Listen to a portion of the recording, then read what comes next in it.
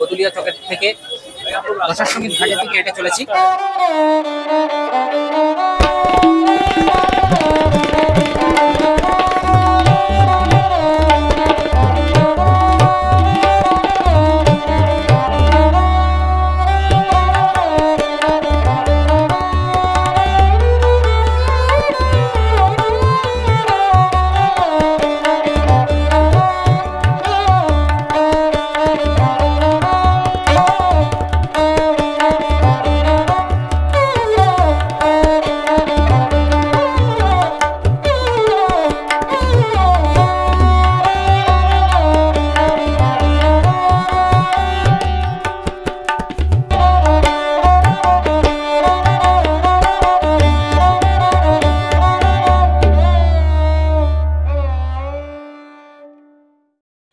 সারনাথ ভ্রমণ শেষ করে হোটেলে ফিরতে একটু বেশিই দেরি হয়ে গেছে। পেটের ভিতর ছুঁচো ইতিমধ্যে ডন দিতে শুরু করেছে। একটা ভালো হোটেল দেখে ভরপেট খেয়ে নিলাম। এরপর আমরা যাচ্ছি দশাশ্বমেধ ঘাটের উদ্দেশ্যে। এখন বাজে বিকেল 5:30। আমরা বারাণসীর গদুলিয়া চকের থেকে দশাশ্বমেধ ঘাটের দিকে হেঁটে চলেছি। গদুলিয়া চক, যেটাকে বারাণসীর সবচেয়ে জনবহুল জায়গা বলে মনে করা হয়। রাস্তাঘাটে ভিড় দেখে আপনারা বুঝতেই পারছেন কিভাবে এখন থেকে জনস্রোত বইছে। তো আমরা চলেছি সেই বিশেষ জিনিসটি চাক্ষুষ উপলব্ধি করার জন্য, যেটার আকর্ষণীয় মূলত আমার বেনারস ছুটে আসা দশাশ্বমেধ ঘাটের আরতি। দশাশ্বমেধ ঘাটের আরতির আকর্ষণেই মূলত আমি বেনারস এসেছি। তো আজ সেই মহেন্দ্রক্ষণটি আমার সামনে উপস্থিত হয়েছে।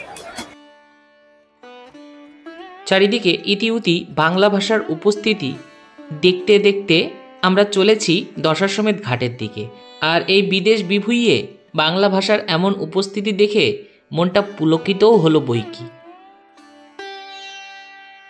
একটা জিনিস স্পষ্ট অনুমান করতে পারলাম যে বেনারসে একটা বিশেষ পরিমাণ বাঙালির বাস আছে। দশাশ্বমেধ ঘাটের কাছাকাছি আমরা প্রায় চলে এসেছি। এখানে ডান দিকে একটা জিনিস আপনাদেরকে দেখাই। এখানে একটি ছোট্ট পার্ক রয়েছে রাস্তার ধারে, এবং সেই পার্কটি কার নামে জানেন? এখানে কার মূর্তি বসানো রয়েছে? ইনি আমাদের বাংলার গর্ব দেশবন্ধু চিত্তরঞ্জন দাস। বুঝতে পারলাম বাঙালির বীরগাথা পৃথিবীর প্রতিটি কোণায় পৌঁছে গেছে। দেখতে দেখতে আমরা পৌঁছে গেছি দশাশ্বমেধ ঘাটে। এখানকার সকালের পরিবেশ, ভোরের পরিবেশ আপনাদের দেখিয়েছিলাম। এবার দেখুন বিকালের শান্ত স্নিগ্ধ পরিবেশে কত সুন্দরভাবে এই জায়গাটি সেজে উঠেছে।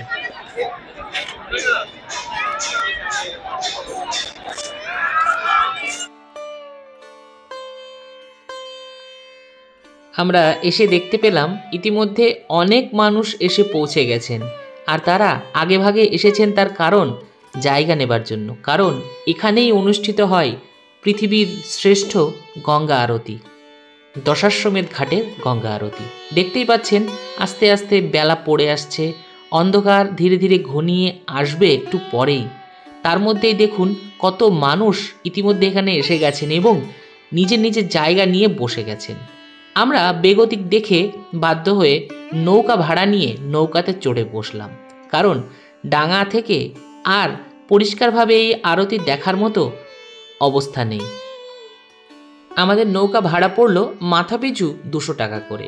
আর এখানে পুলিশ কমিশনারেটের একটি ছোট্ট অফিস রয়েছে, যেখান থেকে মুহুর্মুহু মাইকে প্রচার করা হচ্ছে, যাতে পর্যাপ্ত সাবধানতা এবং সতর্কতা অবলম্বন করে দর্শনার্থীরা এই অনন্য সুন্দর গঙ্গারতি দর্শন করতে পারেন।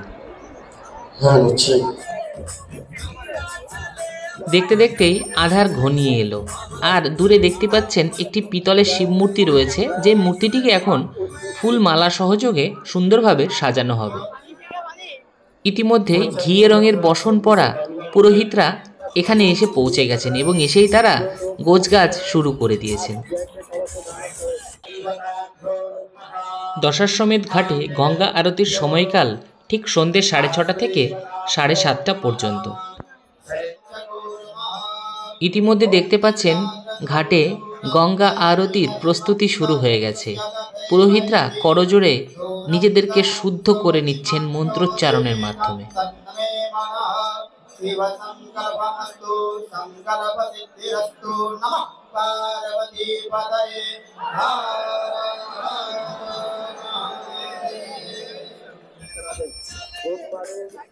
আত্মশুদ্ধিকরণের মাধ্যমে এবার তারা ধীরে ধীরে প্রবেশ করবেন গঙ্গা আরতির মূল পর্বে।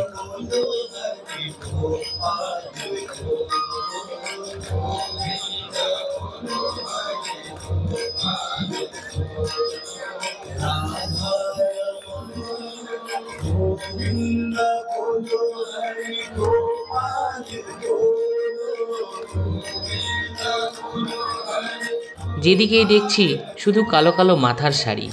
আমার মনে হলো গোটা ঘাট চত্বরে কয়েক হাজার লোকের উপস্থিতি।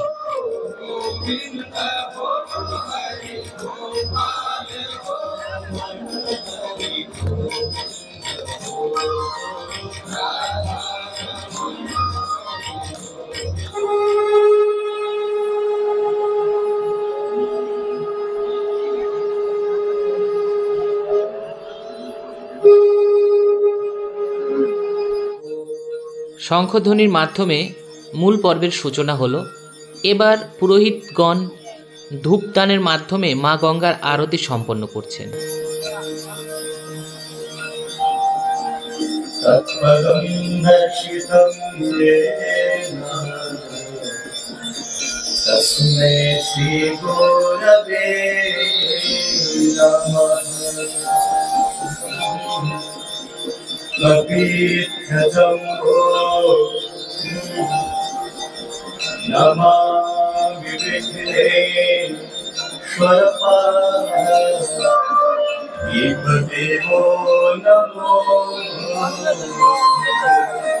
চারিদিকে আলোকময় মায়াময় এক পরিবেশ, কি যে অসম্ভব সুন্দর লাগছে যা মুখে বলে বোঝানো সম্ভব নয়।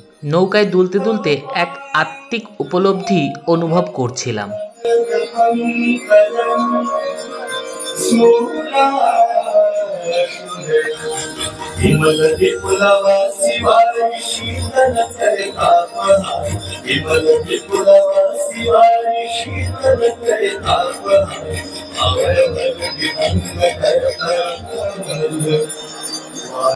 এবার শুরু হলো বহু প্রতীক্ষিত সেই দীপ আরতি, যা দেখার জন্য অধীর আগ্রহে অপেক্ষা করছি আমরা, অপেক্ষা করছে এখানকার উপস্থিত প্রতিটি দর্শনার্থী, যা দেখা মাত্র কাঁটা দিয়ে ওঠে সারা শরীরে। আর মুখ থেকে বেরিয়ে আসে বঙ্কিমচন্দ্রের সেই বিখ্যাত উক্তি, আহা কি দেখিলাম, জন্ম জন্মান্তরেও ভুলিব না।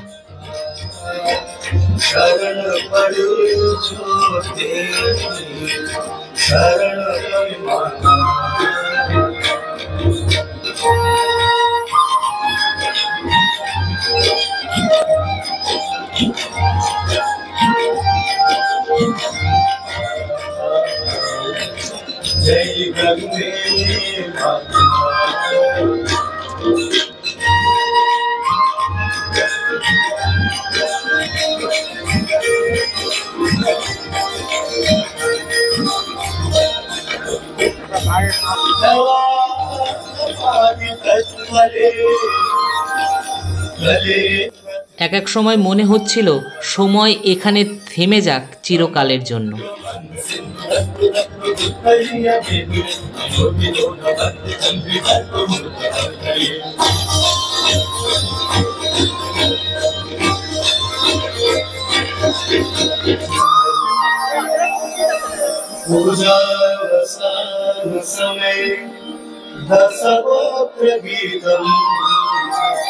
यह शंभु भोजन भरम पगति तस्याति आमन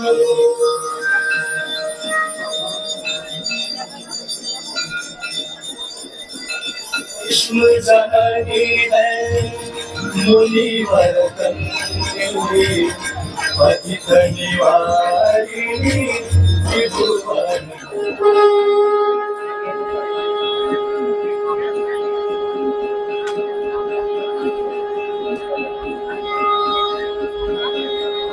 पूर्णं गच्छति माता की जय, सरस्वती माता की जय, शीतला माता की जय, ब्रह्म स्वरूप श्री सत्य साई बाबा की जय, परमहंस देव सद्गुरु श्री बापू जी महाराज की जय, नमः पार्वती पते हर हर महादेव।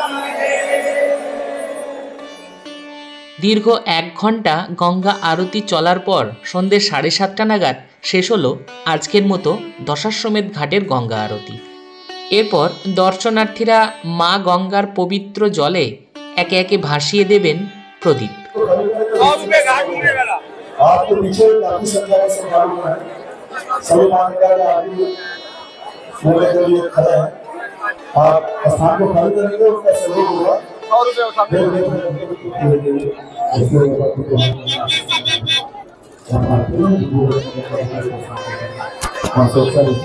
গঙ্গা আরতি সম্পন্ন হবার পর ঘাটের পরিবেশটা একবার দেখে নিন। দর্শনার্থীদের একাংশ এখনও ঘাটে উপস্থিত রয়েছেন এবং এই গঙ্গা আরতির ফুল, পবিত্র ফুল সংগ্রহ করছেন, সেই সঙ্গে সংগ্রহ করছেন গঙ্গা জলও। আরতি দর্শন শেষে ফেরার পথে আমরা দেখলাম খিচুড়ি বাবার মন্দির। দেখুন এখানে বাংলাতেও কিন্তু মন্দিরের নামটি লেখা রয়েছে। আর এই যে মেশিনটি এখানে দেখছেন, এই মেশিনে দিনের বেলা এখানে খিচুড়ি বানানো হয় এবং সেটা সাধারণ দর্শনার্থীদের মধ্যে বিতরণ করা হয়।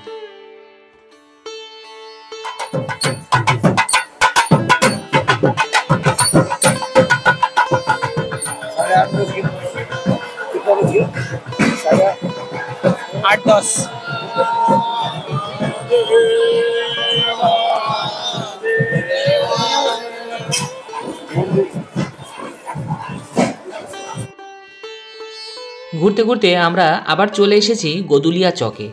এবার এখানে একটি লস্যির দোকানে আমরা ঢুকে পড়েছি।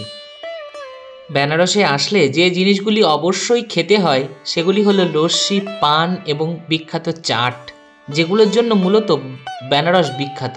সেই সঙ্গে বেনারসি শাড়ি তো অবশ্যই আছে। তাই সেই লস্যি খাওয়ার জন্য আমরা গদুলিয়া চকের একদম সামনেই একটি দোকানে এসে বসেছি এবং খেয়ে দেখছি বেনারসের বিখ্যাত লস্যি। সত্যি বললে বিশ্বাস হবে না, এখানকার লস্যির এত সুন্দর স্বাদ, যে স্বাদ সত্যিই মুখে লেগে থাকে। এক ভাঁড় লস্যি খেয়ে এ স্বাদের আঁশ মেটানো কোনোভাবেই সম্ভব নয়।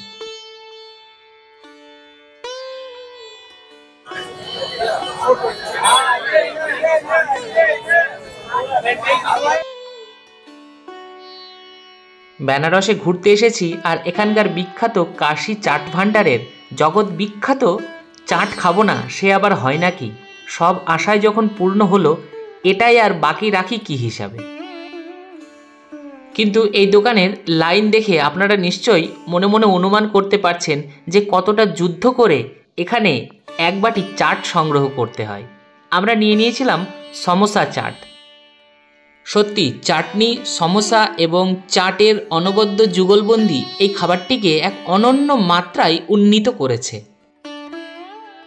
মন ভরে সমোসা চাট খাবার পর আমরা চলে এলাম বেনারসের গদুলিয়া চকের বিখ্যাত গামা পান ভাণ্ডারে।